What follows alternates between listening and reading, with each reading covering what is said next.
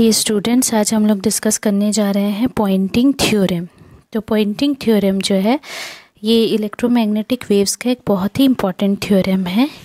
According to this theorem जो work done होता है इलेक्ट्रोमैग्नेटिक फोर्सेस के द्वारा चार्जेस पे, उसकी वैल्यू होती है difference in decrease in energy जो कि इलेक्ट्रोमैग्नेटिक फील्ड में है और energy flowing through the surface के बराबर होती है। ठीक है, अब इसके लिए इसको प्रूफ करने के लिए हम यूज़ करेंगे मैक्सवेल के इक्वेशंस का।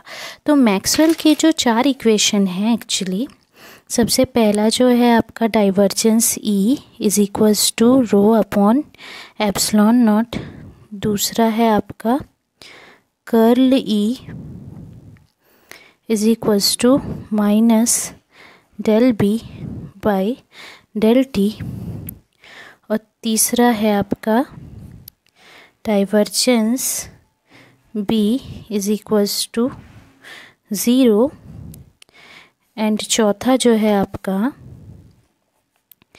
Curl B is equals to mu not J plus mu not epsilon not del E by del T। ठीक है ना। तो ये जो है आपका 4 इक्वेशन, इन इक्वेशंस में से ये दूसरा इक्वेशन आप देखिए, ये इक्वेशन बताता है कि जैसे जैसे जो इलेक्ट्रिक फील्ड का जो ये बताता है कि इलेक्ट्रिक फील्ड का जो कर्ल है वो आपको मैग्नेटिक फील्ड का जो चेंज है, मैग्नेटिक फील्ड में जो परिवर्तन की दर है, रेट ऑफ चेंज है टाइम के साथ, उसकी वैल्यू के बराबर होता है। वैसे ही कर्ल B जो है वो यानी मैग्नेटिक फील्ड का जो कर्ल है वो क्या बताता है, किस में चेंज, इलेक्ट्रिक फील्ड में चेंज। इसीलिए हम इनका यूज़ कर रहे हैं क्योंकि मीडियम में ट्रांसफ़र होता है एनर्जी का जब भी जो वेव प्रोपगेट करता है या आगे बढ़ता है। तो एनर्जी का ट्रांसफ़र कहाँ पर होता है, इलेक्ट्रोमैग्नेटिक फील्ड में। तो हमको एनर्जी डेंसिटी निकालनी है इलेक्ट्रोमैग्नेटिक फील्ड में। ठीक है, तो उसके लिए हम मैक्सवेल के सेकंड वाले और फोर्थ वाले इक्वेशन को लेंगे, और ये दोनों इक्वेशन से फ्रॉम 2 and 4 ये वैल्यूज़ हैं।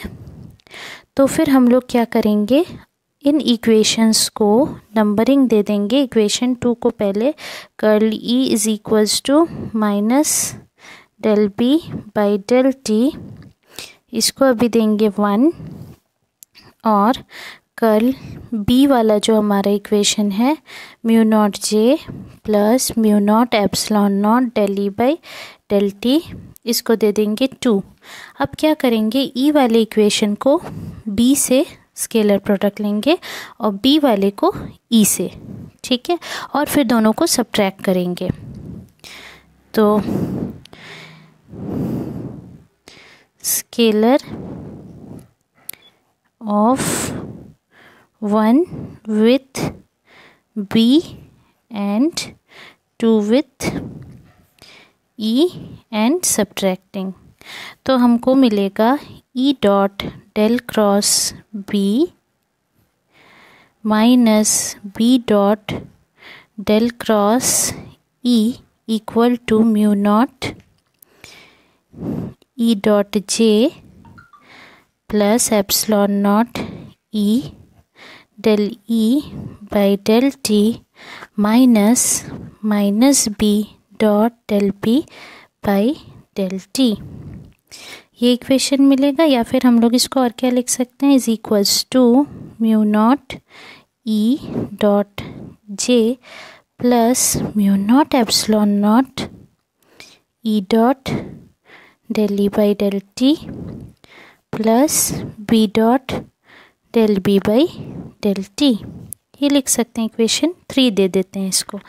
ठीक है, अब यहाँ पे हम एक फॉर्मूला लगाएंगे। फॉर्मूला हमारा ये है कि जो डाइवर्जेंस होता है A क्रॉस B का, उसको हम लोग लिख सकते हैं B curl A minus A curl B। तो हमारे पास इक्वेशन में एक ही जगह है E, यहाँ पे B तो है और E है, तो हमारे पास जो फॉर्मूला है वो अब बन जाएगा del dot E cross B जो है उसको हम लोग क्या लिख सकेंगे, B del cross E minus E del cross B. ठीक है, तो हमारे पास जो है ई डेल क्रॉस बी ये है माइनस बी डेल क्रॉस ई, यानी इसका ठीक उल्टा, तो हमारे को इसकी वैल्यू इसके माइनस में मिलेगी, यानी therefore minus del dot E cross B is equals to mu not E dot J plus mu not epsilon not E del E by del T plus B del B by del T. इस तरीके से अब इस equation को देखिए, हम लोग इस इक्वेशन को क्या ऐसे लिख सकते हैं, mu not E dot J plus mu not by two del by del T epsilon not E square plus 1/2 del B square by del T plus del dot E cross B equals to 0। क्या किया है हमने यहाँ पे, ये जो epsilon not ई वाला था इसमें mu not by 2 del by del T epsilon not E square किया है, तो इसका मतलब इसकी वैल्यू क्या मिलेगी, अगर आप ये करके देखते हो तो ये 2 epsilon not E del E by del T, यानी म्यू नॉट ये वाली वैल्यू आ गई आपकी, तो इसको हमने इसीलिए ऐसा लिखा। अब इस वाले को हमने ऐसा क्यों लिखा, क्योंकि ये भी आपको 1/2 del by del T B square का करेंगे 2 del B by del T मिलेगा। ठीक है, और एक 2b मिलेगा, 2b del B by del T, ये कैंसिल, तो b del B by del T, तो इसीलिए इस इक्वेशन को हम ऐसा लिख सकते हैं। अब नेक्स्ट हम लोग क्या करेंगे, इसी इक्वेशन को हम लिखेंगे कुछ इस तरीके से, E dot J mu not को अगर हम कॉमन निकाल देते हैं plus del by del T epsilon not E square by 2 plus del by del T B square by 2 mu not plus 1 mu not del dot E cross B equals to 0। अब इसको हम क्या करेंगे, integrate करेंगे over volume v, तो integrate करेंगे तो ये वॉल्यूम v के लिए इंटीग्रेट करने से यहाँ पे क्या हो जाएगा, E dot J D V plus triple integral del by del T epsilon not E square by 2 plus B square by 2 mu not D V is equals to -1 mu not triple integral divergence E cross B और D V. ये हो जाएगा आपका equation number 4। तो यहाँ पे ये जो हमारे पास इक्वेशन आया, इस इक्वेशन को सॉल्व करने के लिए इसको 2 भाग में बांटेंगे, फर्स्ट टर्म और सेकेंड टर्म। ये आपका फर्स्ट टर्म होगा, ये सेकेंड टर्म होगा। ये जो फर्स्ट टर्म है ये रिप्रेजेंट करेगा रेट ऑफ वर्क डन जो कि इलेक्ट्रोमैग्नेटिक फील्ड ने चार्जेस पे किया हुआ है, तो उसको हम प्रूफ करेंगे। तो फर्स्ट टर्म जो है उसको प्रूफ करने के लिए फर्स्ट टर्म है क्या, रेट ऑफ वर्क डन। ठीक है, तो उसको प्रूफ करने के लिए हमको सबसे पहले इलेक्ट्रोमैग्नेटिक फील्ड में हम क्या कंसिडर कर रहे हैं कि चार्ज मूव कर रहा है, तो जो चार्ज मूव कर रहा है उस पर फोर्स एक्ट कर रहा है। कौन सा फोर्स एक्ट करता है, जब एक चार्ज पार्टिकल इलेक्ट्रोमैग्नेटिक फील्ड में होता है उस पर इलेक्ट्रिक फोर्स मैग्नेटिक फोर्स दोनों एक्ट करेंगे।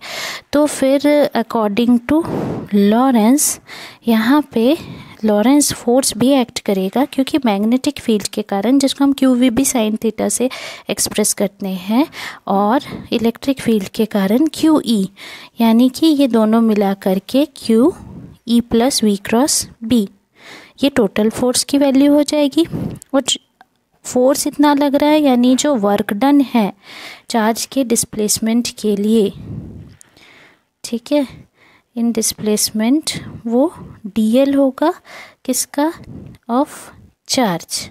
तो D W is equals to F dot D L लिख सकते हैं हम।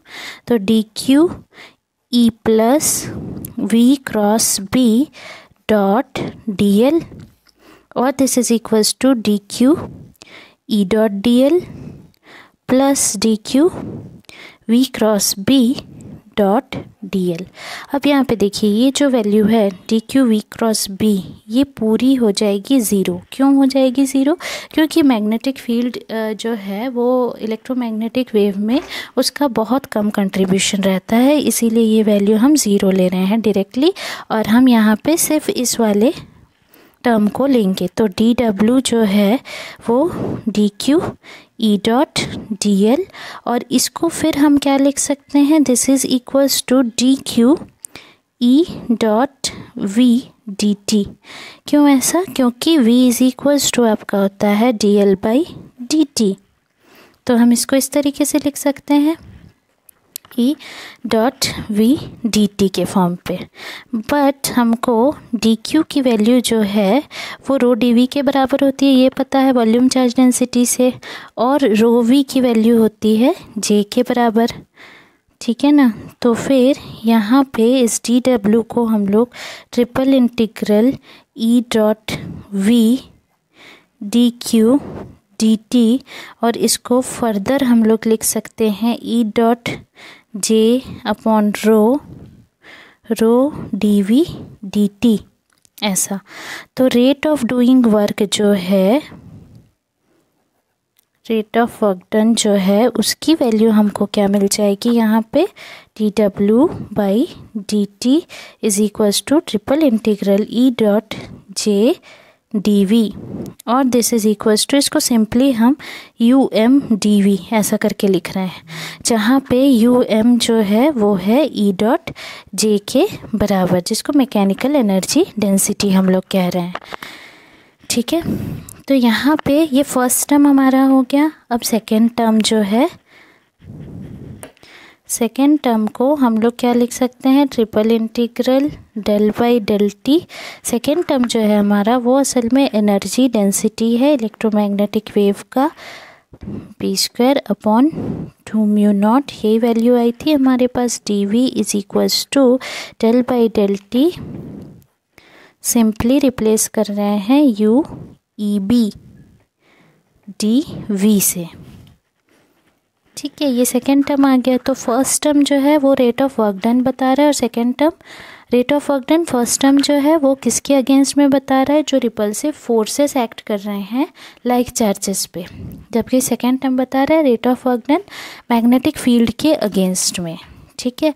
जो total energy stored per unit volume of field है वो ये है, जिसको हम कहते हैं energy density of electromagnetic field. ये एनर्जी डेंसिटी है असल में इलेक्ट्रोमैग्नेटिक फील्ड की।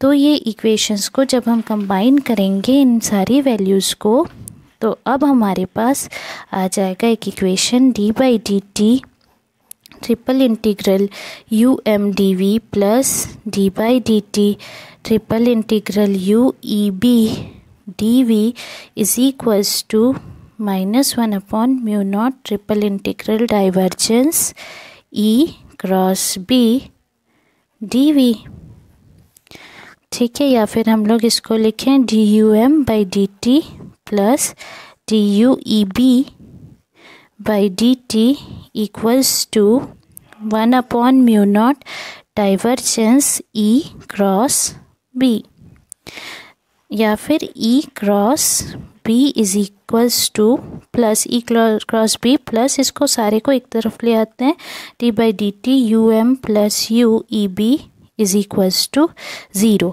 ये एक्सप्रेशन आपका इक्वेशन ऑफ कंटिन्यूटी जो होता है, जो हमने करंट वाले यूनिट में पढ़ा हुआ था, divergence J plus del rho by del T is equals to 0, उससे बिल्कुल सिमिलर है। तो ये जो क्वांटिटी है 1 upon mu not divergence E cross B, इसका बिहेवियर बिल्कुल इस डाइवर्जेंस जे यानी करंट डेंसिटी के जैसा है। तो ये क्वांटिटी जो है 1 अपॉन म्यू नॉट, ये जो क्वांटिटी है 1/μ0 क्रॉस बी, इसको रिप्रेजेंट किया जाता है एक वेक्टर से जिसको कहते हैं पॉइंटिंग वेक्टर।